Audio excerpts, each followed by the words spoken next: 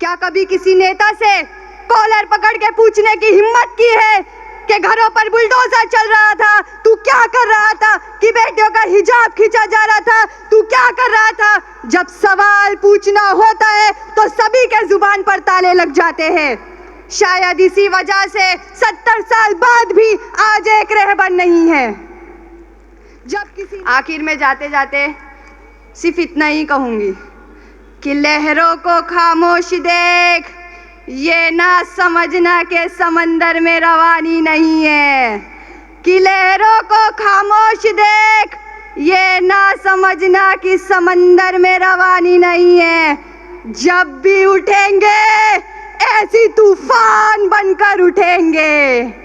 वस्सलामु अला व नबीना मुहम्मदिन व अला आलिहि व सहाबी अजमईन। अम्मा बाद फ़अऊज़ु बिल्लाहि मिनश शैतानिर रजीम। बिस्मिल्लाहिर रहमानिर रहीम। शेरों के कबीलों के आगोश के पाले हैं, बातिल से नहीं डरते हम लोग जियाले हैं। गैरत को जगाता है पैगाम ओवैसी का, गैरत को जगाता है पैगाम ओवैसी का। दुश्मन का गुरूर अब हम तोड़ने वाले हैं। आज मैं आपके सामने एक अहम मकसद लेकर खड़ी हूँ। ये मामला सिर्फ आज का नहीं बल्कि हमारे मुस्तकबिल का है, हमारे इत्तेहाद का है, हमारे वजूद का है, हमारी आवाज का है और हमारे हक का है। आज हमें अपनी पहचान मिटाने को कहा जाता है, बस्तियां छोड़कर जाने को कहा जाता है।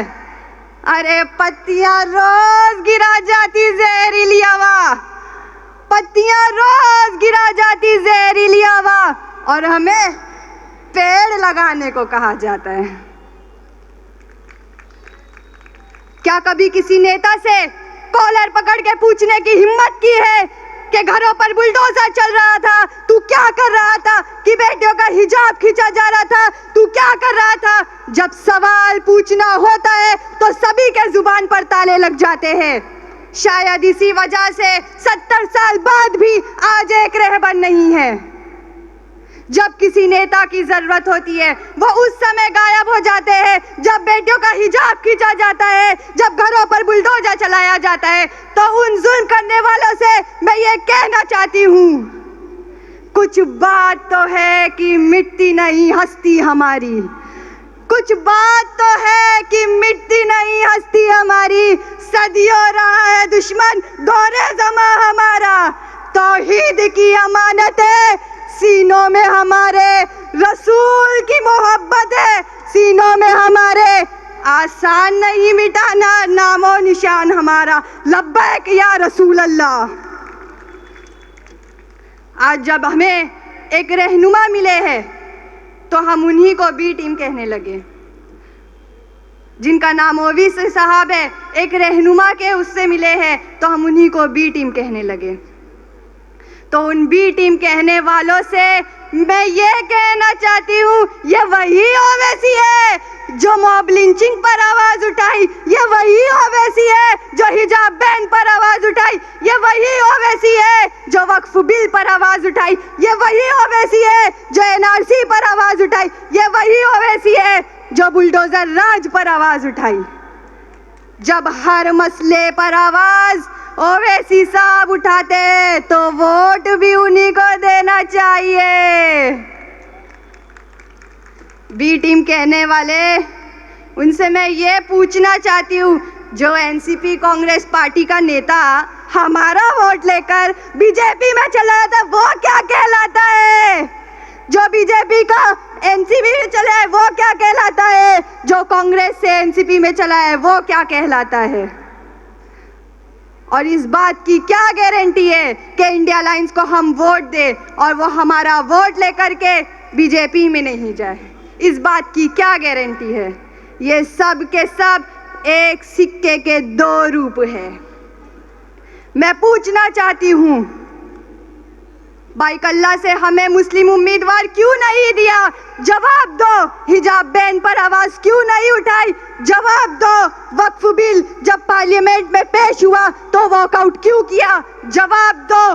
बुलडोजर राज पर आवाज क्यों नहीं उठाई? जवाब दो। बाबरी मस्जिद जब शहीद होने पर किसे फक्र महसूस हुआ? जवाब दो।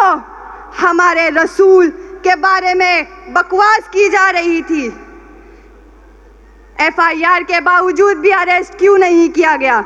जवाब दो। बतला दो गुस्ताखे नबी को, गैरत मुस्लिम जिंदा है, दीन पर मर मिटने का जज्बा कल भी था और आज भी है। मैं पूछना चाहती हूँ, कुछ प्यारे हैं जो लाडली बहन की स्कीमें चला रहे हैं, लाडली बहनों के नाम पर 1500 3000 देने की बात कर रहे हैं। वो कहाँ थे जब लाडली बहनों के हिजाब पर पाबंदियां लगाई जा रही थी? वो कहाँ थे जब लाडली बहनों के शौहर, वालिद, भाइयों की मॉब लिंचिंग की जा रही थी? वो कहाँ थे जब NRC के टाइम लाडली बहनों के ऊपर लाठीचार्ज की जा रही थी? वो कहाँ थे? वो कहाँ थे जब लाडली बहन की अस्मत के साथ खिलवाड़ किया जाने वालों के स्वागत किया जा रहा था? वो कहाँ थे? कहाँ थे? कहाँ थे? आज जब हमें रहनुमा मिले हैं तो हम उन्हीं को बी टीम कह रहे हैं। जब हमारे बीच से कोई पार्लियामेंट असेंबली में नहीं जाएंगे तो हमारी आवाज़ के लिए, हमारे हक के लिए कौन कहेगा? अब वक्त आ गया है बदलाव का। हमें अपने बीच से हमारा रहनुमा चुनना होगा। बाइकल्ला से फैयाज अहमद साहब को हमें जिताकर पार्लियामेंट में हमारी नुमाइंदगी करने के लिए भेजना होगा। क्या बाइकल्ला की आवाम तैयार है?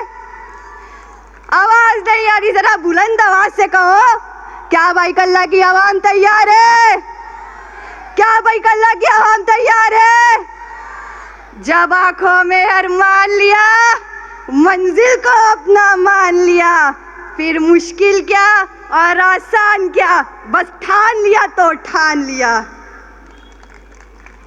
मैं आपसे पूछना चाहती हूँ, ये कितनी उंगली है? आवाज नहीं आ रही, जरा जोर से कहो, ये कितनी उंगली है?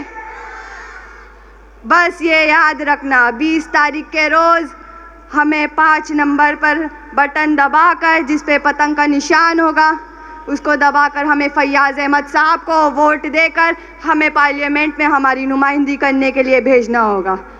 हम लड़ेंगे, लड़ेंगे, लड़ेंगे और जीतेंगे। आखिर में जाते जाते सिर्फ इतना ही कहूँगी कि लहरों को खामोश देख, ये ना समझना कि समंदर में रवानी नहीं है। कि लहरों को खामोश देख, ये ना समझना कि समंदर में रवानी नहीं है।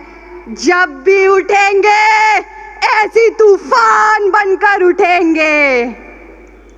बस अभी 15 मिनट में, सिर्फ 15 मिनट में अकबर साहब आने वाले, हमारे बब्बर शेर। इसी के साथ मैं आप सभी का शुक्रिया अदा करना चाहती हूँ। अल्लाह हाफिज़।